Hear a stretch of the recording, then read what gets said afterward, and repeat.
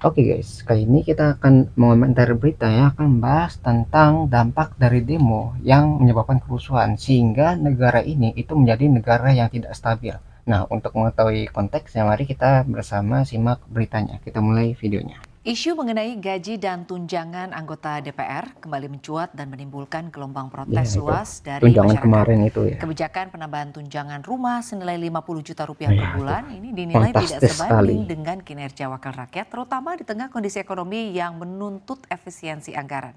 Hmm. Polemik ini semakin memanas setelah pernyataan sejumlah anggota DPR justru dianggap tidak sensitif sehingga memicu Ya, aksi itu demonstrasi nggak ada besar-besaran yang empatinya itu meluas ya. ke berbagai daerah.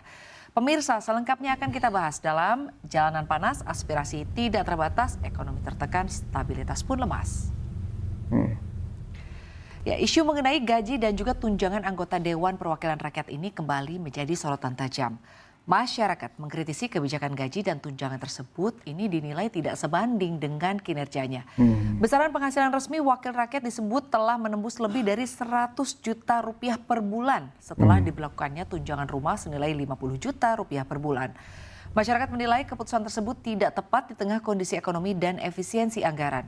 Beberapa anggota dewan sempat memberikan klarifikasi terkait tunjangan rumah senilai 50 juta rupiah per bulan yang diterimanya, tetapi justru ini Iya, memanaskan suasana. makin Sebut panas saja anggota gara-gara DPR ini. dari fraksi Partai Nasdem, Nafa Urbah, yang mendukung pemberian tunjangan tersebut agar bisa mengontrak rumah di sekitar gedung DPR, dan ia bahkan membandingkan dengan dirinya yang tinggal di Bintaro dan harus bergulat dengan kemacetan di setiap kali menuju Senayan. Jadi bayangin tuh ya 50 juta setiap bulannya.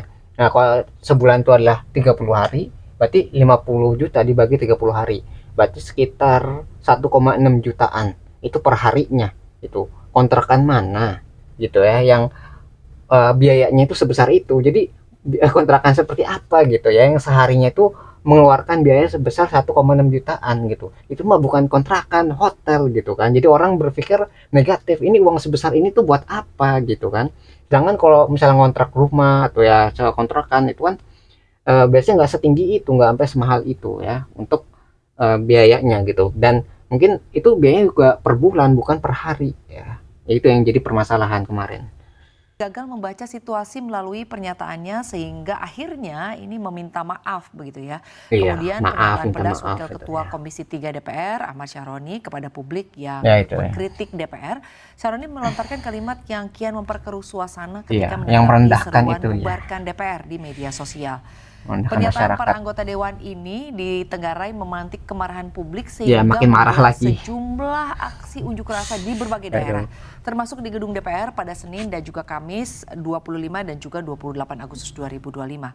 Kondisi ini pemirsa semakin bergejolak setelah insiden Makin kendaraan taktis memanas. atau rantis Brimob Nah melindas itu, pengemudi ojek online korban jiwa Afan ya. Kurniawan hingga tewas. Aksi unjuk rasa ini pun meluas tidak sekedar memprotes tunjangan para anggota dewan, melainkan juga menuntut keadilan atas kekerasan yang dilakukan oleh aparat. Aksi demonstrasi yang terjadi di akhir Agustus kemarin bukanlah yang pertama kali terjadi di Indonesia, tapi kalau kita lihat ada aksi-aksi lainnya ya sebelum yang terjadi di tahun 2025. Nah, kita akan bahas ya seperti apa sih aksi-aksi yang pernah ada di Indonesia. Ya, kayaknya apa aja nih, banyak juga Ya, ya. sejak awal tahun 2025, gelombang demonstrasi ini silih berganti ya digelar oleh berbagai kelompok dengan isu yang beragam. Demo Indonesia Gelap pada tanggal 17 Ya sampai itu, dengan 20 hampir setiap Februari bulan ada itu 2025 ya. ini merupakan demo yang dilakukan oleh Badan Eksekutif Mahasiswa di seluruh Indonesia dan menginisiasi aksi Indonesia Gelap sebagai simbol keresahan publik terhadap kebijakan pemerintah yang dirasa tidak berpihak kepada rakyat. Demo ini menuntut efisiensi kabinet, menolak revisi Undang-Undang TNI Polri dan juga Kejaksaan hingga Ya itu, demo evaluasi kemarin. program Tentang makan bergizi kebijakan. gratis. Lalu selanjutnya ini ada demo ojek online dan juga kurir online ini tanggal 17 Februari 2025. Demo ini dilakukan oleh Serikat Pekerja Angkutan Indonesia atau SPAI yang mana mengerahkan ribuan driver ojek Ojol tuh pada online dan protes. kurir untuk bisa menuntut pemberian THR. Mereka meminta Kementerian Tenaga Kerja untuk mewajibkan aplikator seperti Gojek, Grab hingga Shopee Food untuk bisa mengikuti aturan THR sesuai dengan Undang-Undang Ketenagakerjaan.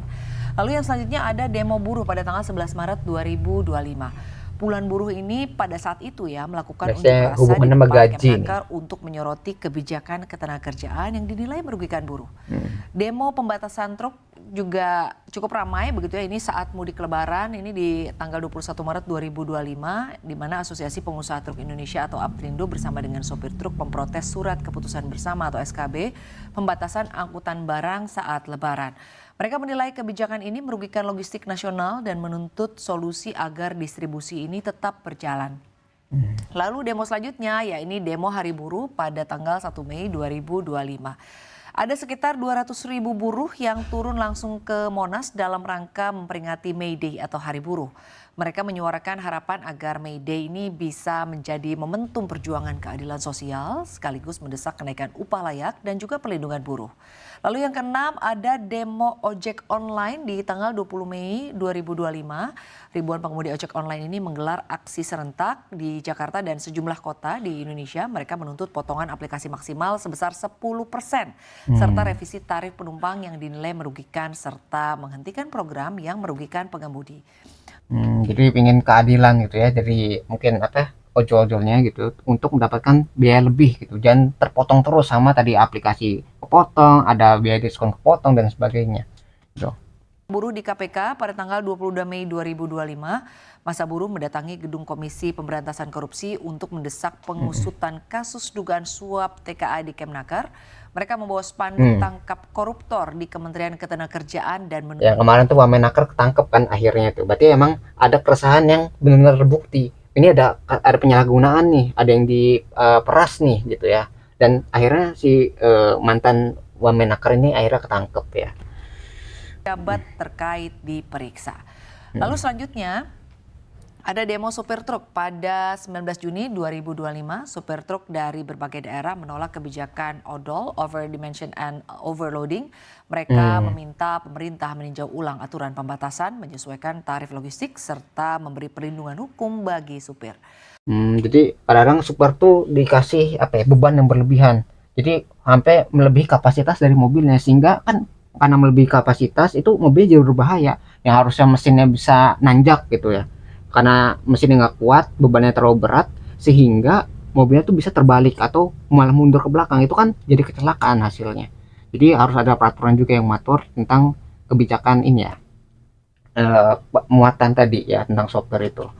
Demo driver ojol URC 17 Juli 2025. Ini ojol berunjuk rasa di Bundaran Patung Kuda Jakarta. Mereka menolak status ojol sebagai buruh, menolak wacana potongan 10% serta mendesak Presiden Prabowo untuk segera mengeluarkan Perpu terkait ojol. Lalu yang selanjutnya adalah demo DPR ini pada tanggal 25 Agustus 2025 kemarin ya, ratusan pendemo yang terdiri dari berbagai elemen masyarakat, mulai dari mahasiswa, ojek online hingga masyarakat biasa menggelar aksi di depan DPR RI menolak kenaikan tunjangan anggota DPR. Lalu selanjutnya ada demo DPR oleh Partai Buruh pada tanggal 28 Agustus 2025. Lanjutannya. Di mana Partai Buruh memimpin aksi yang menuntut reformasi DPR dan percepatan pengesahan Undang-Undang Perampasan Aset. Nah, itu Lalu penting. selanjutnya ada demo DPR di tanggal 1 September 2025 di mana aksi mahasiswa dan juga influencer di depan DPR berlangsung damai dengan menekankan 17+8 tuntutan rakyat. Mereka mendesak investigasi independen kasus kekerasan aparat reformasi kepolisian hingga transparansi DPR. Ya, jadi lihat sebenarnya demo itu nggak terjadi sekarang aja, tapi ada sebelum-sebelumnya. Jadi mungkin demo-demo yang sebelumnya itu mungkin nggak terlalu digubris. Nah itu meledaknya sekarang. Itu di mana ekonomi sedang sulit, ya masyarakat itu sedang menderita, ditambah dengan aksi DPR-nya gitu. DPR-nya yang tunjangannya naik, joget-jogetan, ya itu makin memancing amarah publik. Jadi itu ya dari demo kemarin itu amarah itu ya, kekecewaan, kesedihan, kemarahan semuanya bertumpuk gitu. Nah akhirnya meletus tuh ya, apalagi kan di Agustus itu dimana hari kemerdekaan, tapi kok rasanya nggak merdeka gitu kan. Akhirnya menumpuk ya kayak di bendungan, terus akhirnya pecah gitu ya kemarin tuh, apalagi gara-gara ada korban jiwa juga, itu memperparah keadaan. Ya, jadi itu bukan demo pertama, tapi demo lanjutan dari hal yang sebelumnya. Apalagi di hari kemerdekaan, ya, di bulan kemerdekaan khususnya. Dimana yang harusnya kita tuh senang bisa merdeka dari penjajahan, tapi kok rasanya kayak nggak merdeka gitu ya dari penjajahan. di zaman dulu ya, kayak masih menderita juga nih, kapan nih kita nih sejahtera gitu kan. Jadi itu yang jadi pertanyaan atau jadi titik berat demo ini bisa terjadi. Sayangnya rangkaian demonstrasi yang terjadi di sepanjang tahun 2025 ini seperti masih kurang efektif dan juga mungkin bisa dikatakan kurang efisien, di mana dampak yang muncul justru berupa kerugian ekonomi yang langsung terasa di berbagai lini kehidupan. Ya itu Seperti apa dampaknya nih ya. saja dampak negatif yang muncul akibat adanya aksi demonstrasi ini, kita akan bahas di slide berikutnya. Ya, ini apa aja nih kerugiannya? Ya, rangkaian Tuh ya, demonstrasi ada di berbagai korban daerah ini telah memakan korban nyawa. baik dari warga biasa, mahasiswa maupun aparat pemerintah. Tuh ya, Setidaknya semuanya kena. pemirsa ada 6 orang yang dilaporkan meninggal dalam rangkaian aksi unjuk rasa dan juga ratusan orang dikabarkan terluka. Kasusnya tersebar di sejumlah daerah di Indonesia, mulai dari Jakarta, ada juga di Makassar, Sulawesi Selatan hingga daerah Yang istimewa kebakaran kemarin Yogyakarta. itu ya. Tidak hanya korban jiwa dan luka-luka, kerusakan dan kerugian secara materi pun tidak dapat dihindarkan ya pemirsa Besar ya. sekali. Aksi unjuk rasa ini menyisakan kerusakan parah di berbagai fasilitas pemerintah, infrastruktur publik, bangunan sektor keamanan kepolisian, kendaraan aset pemerintah hingga kendaraan pribadi milik masyarakat dan juga umum. Semuanya kena. Dampaknya ini terasa langsung dalam produktivitas dan juga mobilitas warga. Ketika layanan publik terganggu atau fasilitas umum terganggu, ekonomi juga ikut melambat dan Terhambat. memicu ketidakpastian sosial. Peristiwa ini tentunya mengguncang banyak aspek dari kehidupan masyarakat. Meski nilainya belum bisa dihitung secara pasti, tapi potensi kerugian langsung dan juga tidak langsung akibat unjuk rasa ini di beberapa wilayah atau di berbagai daerah di Indonesia diperkirakan mencapai miliaran hingga mencapai triliunan rupiah. Dan Tuh ya, kalau demo jadi kerusuhan tuh kayak gini hasilnya. Nggak ada yang diuntungkan, semuanya rugi. Bayangin kayak dari kendaraan tuh ya, orang mau pakai kendaraan dirusak, dibakar. Gitu, orang mau pakai fasilitas umumnya dirusak, dibakar. Jadi yang bakal dirugikan ya masyarakat sendiri. Gitu ya, kalau terjadi kerusuhan seperti ini. Jadi pengerusakan, penjarahan, kerusuhan dan sebagainya. Ya, jadi kalau mau demo tuh yang damai. Ya, yang bisa menyampaikan aspirasi masyarakat dengan baik. Ya, jadi jangan sampai terjadi peristiwa anarkis yang merugikan masyarakat sendiri. instrumen perekonomian juga ikut terdampak akibat gelombang Gitu ya. aksi yang terus Dampaknya meluas. kayak ekonomi Berbagai sekarang. usaha di sektor retail, kuliner, perhotelan, transportasi daring, pusat perbelanjaan, Betul ya. logistik hingga usaha kecil di sekitar titik aksi juga merasakan penurunan omset yang Betul drastis dan gangguan operasional Dampak karena demo ekonominya. yang berlangsung kemarin. Ketua Umum Asosiasi Pengelola Pusat Belanja Indonesia atau APPBI, Alfosus Wijaya mengatakan, omset penjualan mal di Jakarta ini turun pemirsa hingga 50% penurunannya saat demo Tuh, terjadi. setengahnya Gelombang hilang. aksi demonstrasi juga memberi dampak nyata terhadap perekonomian, utamanya menekan sentimen di pasar keuangan dan juga pasar modal ya. Kalau kita lihat di hari-hari Betul ya. demo itu, Dari saham IHSG juga. sempat berada di zona pelemahan dan bahkan rupiah juga terdepresiasi Betul melawan ya. dolar Amerika Serikat di mana Melemah. ini terendah ya dalam 4 pekan terakhir. Dan kalau kita lihat ya tadi ya pasar saham dan juga obligasi bergejolak seiring dengan sentimen negatif di pasar keuangan sebagai bentuk respon ya gejolak sosial dan juga politik domestik. Ya pemirsa, ketidakpastian situasi politik ini membuat banyak investor memilih bersikap defensif atau mungkin wait and see dengan melepaskan sahamnya sehingga aktivitas Tuh, jual pada ini kabur. semakin dominan di pasar. Dan situasi politik yang memanas juga memicu kekhawatiran serius di kalangan investor, terutama investor asing yang mengambil langkah protektif, yakni menarik dana mereka dari pasar domestik. Ya pemirsa, gelombang demonstrasi di Ya, wajar sih bagi investor kan kalau misalnya nanemin dana gitu ya, ngasih modal itu kan berharap modal itu bisa balik kembali gitu dengan uang yang lebih besar gitu. Jadi dia misalnya nanam 10 juta baliknya mungkin 11 juta gitu ya, kan untung. Nah, kalau misalnya terjadi kekacauan seperti ini, ya terjadi pelambatan ekonomi, tidak stabil negaranya. Kalau dia nanemin dana, bukannya dananya bertumbuh menjadi lebih besar, tapi malah berkurang. Nah, ini yang membuat para investor tuh takut untuk berinvestasi, ngasih modal ke negara kita. Jadi negara kita yang butuh modal ya untuk pembangunan tidak mendapatkan dana tambahan dari investor ini. Gitu. Jadi investor pada cabut, pada lari ke luar negeri ya. Itulah itu yang jadi masalah. Jadi perlambatan ekonomi juga. Jadi apa ya, kayak bola salju ya, dari satu masalah tapi bertumpuk terus membesar sampai akhirnya ke masalah ekonomi dan kestabilan negara. Itu dari satu masalah ke masalah yang lainnya dan terus membesar sampai sekarang. 2025 ini menunjukkan tingginya sensitivitas publik terhadap kebijakan pemerintah dan wakil rakyat, sekaligus mengingatkan bahwa respon yang tidak tepat ini dapat memperkeruh suasana. Dampak aksi unjuk rasa tidak hanya menelan korban jiwa dan kerugian materi, tetapi juga mengganggu stabilitas ekonomi hingga melemahkan kepercayaan investor terhadap pasar domestik. Ya, itulah. Ya, kondisi ini menjadi peringatan serius bagi para pengambil kebijakan bahwa setiap keputusan harus selaras dengan aspirasi rakyat serta dijalankan dengan komunikasi yang baik agar gejolak sosial tidak kembali meluas dan menimbulkan kerugian yang lebih besar ke depan. Harus ditenangkan ya masyarakatnya ya. Mungkin itu yang bisa kita pelajari dari video ini ya. Yang kita cukupkan dulu videonya.